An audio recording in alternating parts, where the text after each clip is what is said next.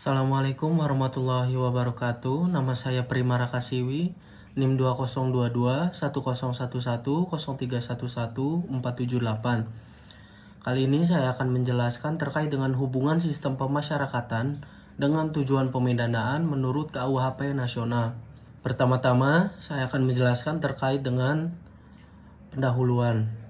Sistem pemasyarakatan di Indonesia mengalami transformasi paradigmatik yang fundamental sejak tahun 1964, bergeser dari sistem kepenjaraan kolonial menuju sistem pemasyarakatan yang lebih humanis dan rehabilitatif. Transformasi ini memiliki keterkaitan erat dengan evolusi pemikiran mengenai tujuan pemidanaan yang kini tercermin dalam KUHP nasional atau yang dikenal sebagai Undang-Undang Nomor 1 Tahun 2023 tentang Kitab Undang-Undang Hukum Pidana yang telah disahkan dan akan berlaku efektif pada tahun ini, yaitu 2026. Selanjutnya, sejarah dan filosofi sistem pemasyarakatan. Sistem pemasyarakatan Indonesia digagas oleh Saharjo, Menteri Kehakiman pada masa itu, yang memperkenalkan konsep pemasyarakatan sebagai pengganti sistem kepenjaraan Belanda. Filosofi dasar sistem pemasyarakatan bertumpu pada pemikiran bahwa narapidana adalah manusia yang tersesat, bukan musuh masyarakat yang harus diasingkan. Oleh karena itu, perlakuan terhadap mereka harus tetap menjunjung tinggi harkat dan martabat kemanusiaan. Konsep pemasyarakatan ini kemudian dikukuhkan dalam Undang-Undang Nomor 12 Tahun 1995 tentang pemasyarakatan, yang menegaskan bahwa tujuan sistem pemasyarakatan adalah untuk membentuk warga binaan pemasyarakatan agar menjadi manusia seutuhnya, menyadari kesalahan, memperbaiki diri, dan tidak mengulangi tindak pidana sehingga dapat diterima kembali oleh masyarakat, dapat aktif berperan dalam pembangunan, dan dapat hidup secara wajar sebagai warga negara yang baik dan bertanggung jawab. Selanjutnya terkait dengan tujuan pemidanaan dalam KUHP nasional. KUHP nasional yang baru membawa perubahan signifikan dalam merumuskan tujuan pemidanaan secara eksplisit. Berbeda dengan KUHP warisan kolonial yang tidak secara tegas menyebutkan tujuan pemidanaan.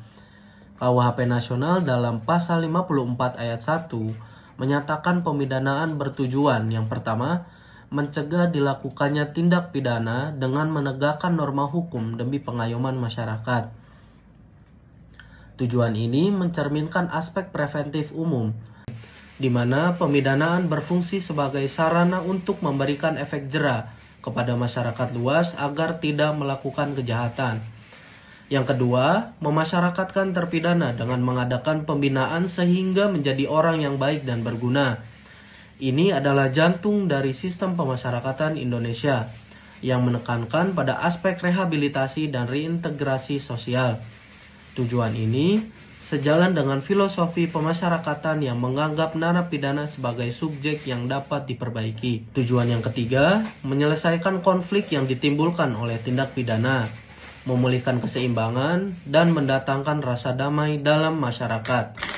Tujuan ini mengadopsi pendekatan keadilan restoratif yang tidak hanya fokus pada penghukuman pelaku, tetapi juga pada pemulihan kerugian korban dan harmonisasi sosial. Keempat, membebaskan rasa bersalah pada terpidana. Aspek ini berkaitan dengan dimensi psikologis dan moral pemidanaan, di mana melalui menjalani hukuman dan proses rehabilitasi, terpidana dapat menebus kesalahannya dan memperoleh katarsis moral.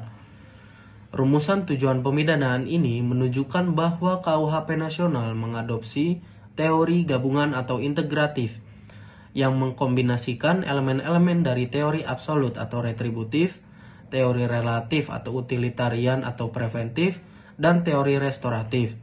Selanjutnya terkait dengan keterkaitan sistem pemasyarakatan dengan tujuan pemidanaan.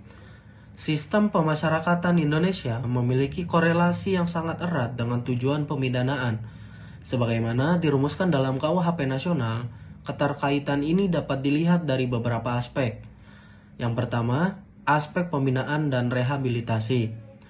Sistem pemasyarakatan menempatkan pembinaan sebagai inti dari pelaksanaan pidana penjara. Pembinaan narapidana dilakukan melalui dua pendekatan, yakni pembinaan kepribadian dan pembinaan kemandirian. Pembinaan kepribadian mencakup pembinaan kesadaran beragama, kesadaran berbangsa dan bernegara, kemampuan intelektual, serta kesadaran hukum. Sementara pembinaan kemandirian berupa pelatihan keterampilan dan keahlian yang berguna bagi narapidana setelah bebas. Program pembinaan ini secara langsung mewujudkan tujuan pemidanaan yang kedua dalam KUHP nasional, yaitu memasyarakatkan terpidana sehingga menjadi orang yang baik dan berguna. Melalui pembinaan yang terstruktur dan komprehensif, narapidana tidak sekadar menjalani hukuman sebagai penderitaan, akan tetapi juga mengalami proses transformasi personal yang mempersiapkan mereka untuk reintegrasi ke dalam masyarakat. Poin yang kedua yaitu terkait dengan aspek pencegahan residivisme. Salah satu indikator keberhasilan sistem pemasyarakatan adalah rendahnya tingkat residivisme atau pengulangan kejahatan.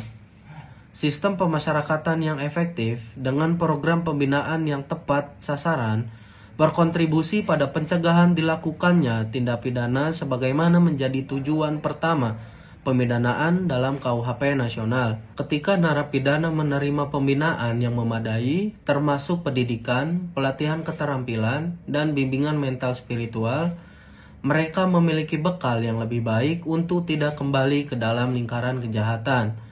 Sistem pemasyarakatan yang humanis juga mengurangi stigmatisasi dan marginalisasi mantan narapidana, sehingga mereka memiliki kesempatan lebih besar untuk diterima kembali oleh masyarakat.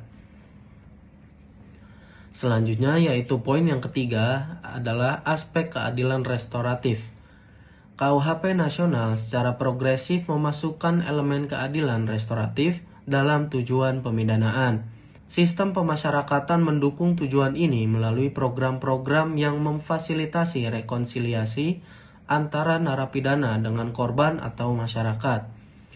Beberapa lembaga pemasyarakatan menyelenggarakan program mediasi atau pertemuan antara narapidana dengan pihak yang dirugikan, yang bertujuan untuk pemulihan hubungan dan penyelesaian konflik.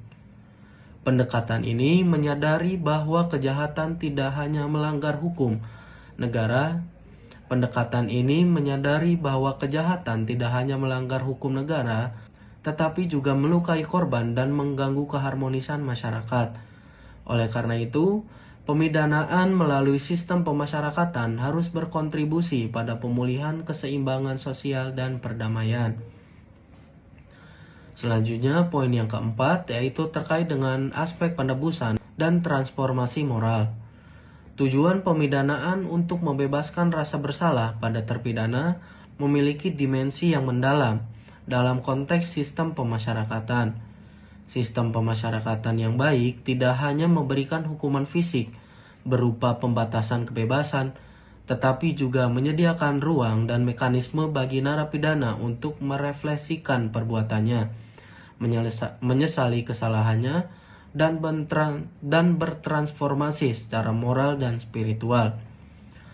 Program pembinaan mental dan spiritual, konseling psikologis, serta bimbingan keagamaan yang disediakan dalam sistem pemasyarakatan membantu narapidana mengalami proses penebusan yang otentik.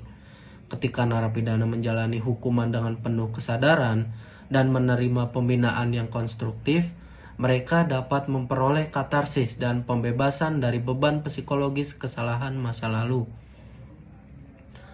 Selanjutnya yaitu pembahasan terkait dengan tantangan dalam implementasi. Meskipun secara konseptual sistem pemasyarakatan memiliki keterkaitan yang kuat dengan tujuan pemidanaan dalam KUHP nasional, implementasinya di lapangan masih menghadapi berbagai tantangan. Overcrowding atau kelebihan kapasitas di lembaga pemasyarakatan menjadi masalah kronis yang menghambat efektivitas program pembinaan.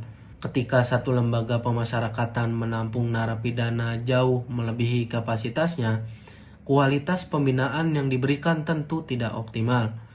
Keterbatasan sumber daya, baik dari segi anggaran, fasilitas, maupun sumber daya manusia, juga menjadi kendala signifikan. Petugas pemasyarakatan yang jumlahnya terbatas harus menghadapi beban kerja yang berat dalam mengawasi dan membina narapidana dalam jumlah besar.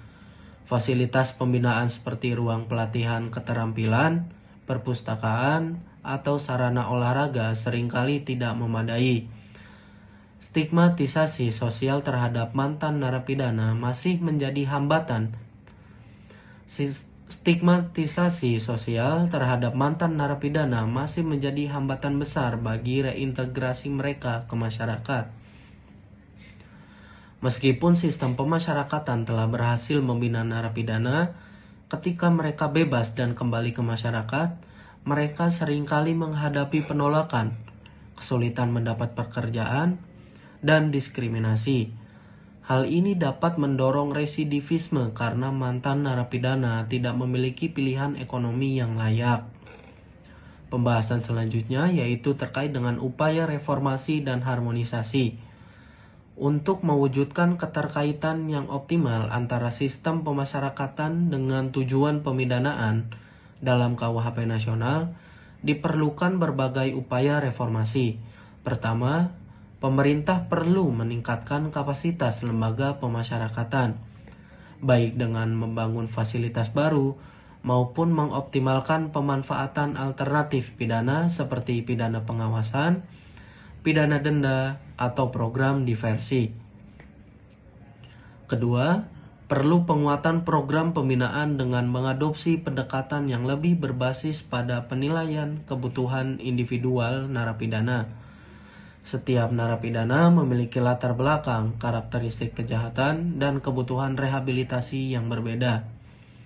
Program pembinaan yang one size fit all tidak akan efektif. Oleh karena itu, diperlukan asesmen yang komprehensif untuk merancang program pembinaan yang personal dan tepat sasaran. Ketiga, perlu penguatan kerjasama antara lembaga pemasyarakatan dengan berbagai stakeholder, termasuk pemerintah daerah, sektor swasta, organisasi masyarakat sipil, dan komunitas lokal. Kerjasama ini penting untuk menyediakan pelatihan keterampilan yang relevan dengan kebutuhan pasar kerja, membuka peluang kerja bagi mantan narapidana, dan mengurangi stigmatisasi sosial. Keempat, perlu pengembangan sistem monitoring dan evaluasi yang efektif untuk mengukur keberhasilan program pembinaan dan dampaknya terhadap tingkat residivisme. Data dan informasi yang akurat diperlukan sebagai dasar untuk perbaikan kebijakan dan program. Sistem pemasyarakatan yang humanis sejalan dengan instrumen hak asasi manusia internasional seperti United Nations Standard Minimum Rules for the Treatment of Prisoners yang juga dikenal sebagai Nelson Mandela Rules, dan International Covenant on Civil and Political Rights atau ICCPR. Nelson Mandela Rules yang diadopsi oleh PBB memberikan standar minimum untuk perlakuan terhadap narapidana yang mencakup aspek-aspek seperti akomodasi, kebersihan, pakaian, nutrisi, pelayanan kesehatan, disiplin dan hukuman, akses terhadap informasi dan keluhan, serta program pembinaan dan reintegrasi.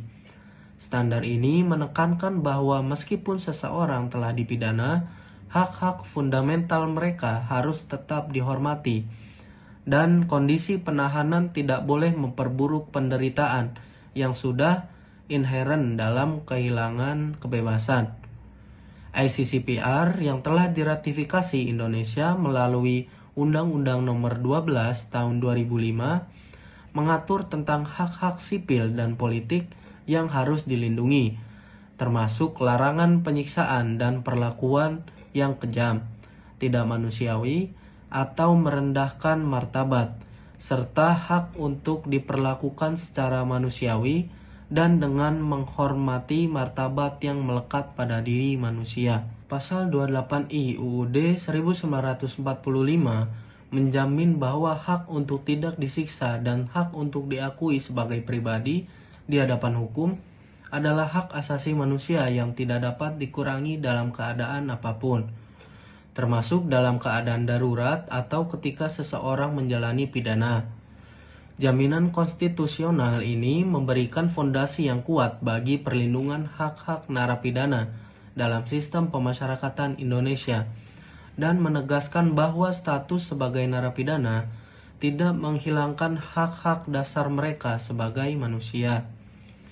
Implementasi jaminan ini dalam praktik pemasyarakatan termasuk larangan penggunaan kekerasan fisik atau psikologis dalam pembinaan, penyediaan kondisi detention yang layak dan sehat, akses terhadap mekanisme pengaduan dan pemulihan ketika terjadi pelanggaran hak, serta partisipasi narapidana dalam proses yang mempengaruhi kehidupan mereka. Sistem pemasyarakatan mengakui bahwa meskipun narapidana kehilangan kemerdekaan bergerak sebagai konsekuensi dari pidana yang dijatuhkan, mereka tetap memiliki hak-hak fundamental yang harus dihormati dan difasilitasi oleh negara melalui lembaga pemasyarakatan. Hak mendapatkan pelayanan kesehatan, memastikan bahwa kondisi kesehatan narapidana tidak memburuk selama masa pembinaan dan mereka mendapat akses terhadap layanan kesehatan yang setara dengan yang tersedia bagi masyarakat umum, termasuk layanan kesehatan preventif, kuratif, dan rehabilitatif. Hak beribadah sesuai dengan agama dan kepercayaannya mengakui dimensi spiritual dalam kehidupan manusia dan pentingnya praktik keagamaan dalam proses transformasi moral dan pembinaan karakter. Sehingga lembaga pemasyarakatan harus menyediakan fasilitas dan kesempatan bagi narapidana untuk menjalankan ibadah sesuai dengan keyakinan mereka. Hak mendapatkan pendidikan dan pengajaran memberikan kesempatan bagi narapidana untuk meningkatkan pengetahuan dan keterampilan mereka, yang merupakan investasi penting untuk masa depan mereka setelah bebas dan faktor protektif terhadap residivisme. Hak mendapatkan informasi memastikan bahwa narapidana tidak terisolasi dari perkembangan di dunia luar dan tetap dapat mengikuti perkembangan sosial, politik, dan teknologi yang akan mereka hadapi ketika kembali ke masyarakat. Hak untuk didengar dan mengajukan keluhan memberikan mekanisme checks and balance terhadap kemungkinan penyalahgunaan kewenangan oleh petugas pemasyarakatan dan memastikan bahwa narapidana memiliki saluran untuk menyampaikan masalah, keberatan, atau ketidakpuasan mereka terhadap perlakuan atau kondisi yang mereka alami. Keseimbangan antara hak dan kewajiban juga penting untuk ditekankan, di mana narapidana memiliki kewajiban untuk mematuhi tata tertib lembaga pemasyarakatan, berpartisipasi aktif dalam program pembinaan, menghormati hak-hak narapidana lain, serta bersikap kooperatif dengan petugas pemasyarakatan dalam rangka mencapai tujuan pembinaan mereka sendiri. Selanjutnya, hubungan antara sistem pemasyarakatan dengan tujuan pemidanaan menurut KUHP nasional adalah hubungan yang sinergis dan saling memperkuat. KUHP nasional telah memberikan landasan normatif yang jelas mengenai tujuan pemidanaan yang integratif, mengkombinasikan elemen pencegahan, rehabilitasi, restorasi, dan penebusan. Sistem pemasyarakatan Indonesia dengan filosofi humanis dan fokus pada pembinaan merupakan instrumen yang tepat untuk mewujudkan tujuan-tujuan pemidanaan tersebut. Namun, untuk merealisasikan potensi optimal dari hubungan ini, diperlukan komitmen yang kuat dari semua pihak untuk mengatasi berbagai tantangan implementasi dan melakukan reformasi yang berkelanjutan. Hanya dengan sistem pemasyarakatan yang efektif, tujuan pemidanaan sebagaimana diamanatkan KUHP nasional dapat tercapai. Dan pada akhirnya, sistem peradilan pidana dapat berkontribusi pada terciptanya masyarakat yang lebih adil, aman, dan sejahtera. Mungkin cukup sekian penjelasan dari saya. Kurang lebihnya mohon maaf. Semoga video dan materi penjelasan dari saya dapat bermanfaat. Assalamualaikum warahmatullahi wabarakatuh.